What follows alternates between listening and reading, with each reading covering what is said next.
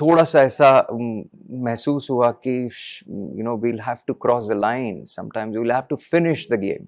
Yes, we start well, but it is all about finishing things. Absolutely. जी हाँ, उसके बाद जिस तरीके से खेले, मेरे ख्याल से सारे प्लेयर्स और सारे सपोर्ट स्टाफ का भी योगदान उतना ही था।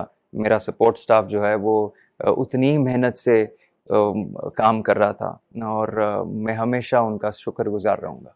शुरुआत भी धमाकेदार थी और अंजाम तो और भी ज़्यादा धमाकेदार था। लेकिन इस बीच एक ऐसा मोड़ भी आया जब प्रतिका, जो बहुत अच्छे फॉर्म में थी, वो रिटायर्ड हर्ट हो गई। हाँ। आपको शेफाली को बीच में लाना पड़ा।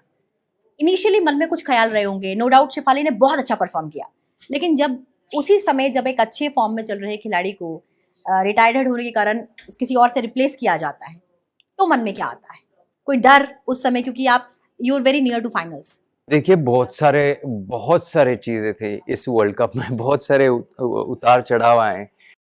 कभी बारिश हमारा पीछा नहीं छोड़ रही थी। हर मैच में there were interruptions, rain interruptions. So we had to alter, we had to change.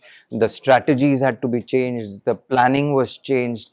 But at the same time, when Pratika got injured, I always felt, God, she was in form.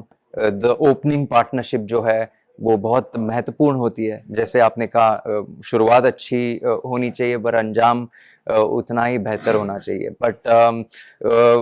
But इससे एक बयां होता है कि शेफाली वर्मा जैसी player इस team में नहीं थी, तो बेंच स्ट्रेंथ, इंडियन क्रिकेट की बेंच स्ट्रेंथ अगर आप पॉजिटिव देखें वहां से, तो जब शेफाली आई, we've got bench strength as strong as somebody can be replaced by Shefali Verma. Absolutely.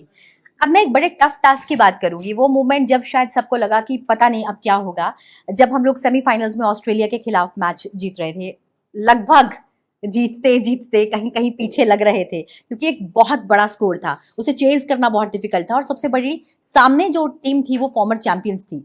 तो उस समय मन में क्या चल रहा था? देखिए, 340 जब उन्होंने कहा कि जब किया स्कोरबोर्ड पे लगा, तो स्कोरबोर्ड प्रेशर तो हमेशा रहेगा ही, और उसमें स्मृति आउट हो गई। पर भरोसा तो था कि जमीमा रॉड्रिक्स और हरमनप्रीत अगर चल पड़े तो फिर हम ये स्कोर पार कर सकते हैं।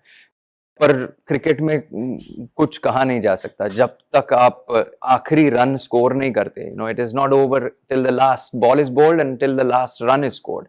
सो I think Harman's knock was unbelievable, and so was Jemima Rodrigues. I mean, what a knock of a lifetime, मैं कहूँगा। Absolutely.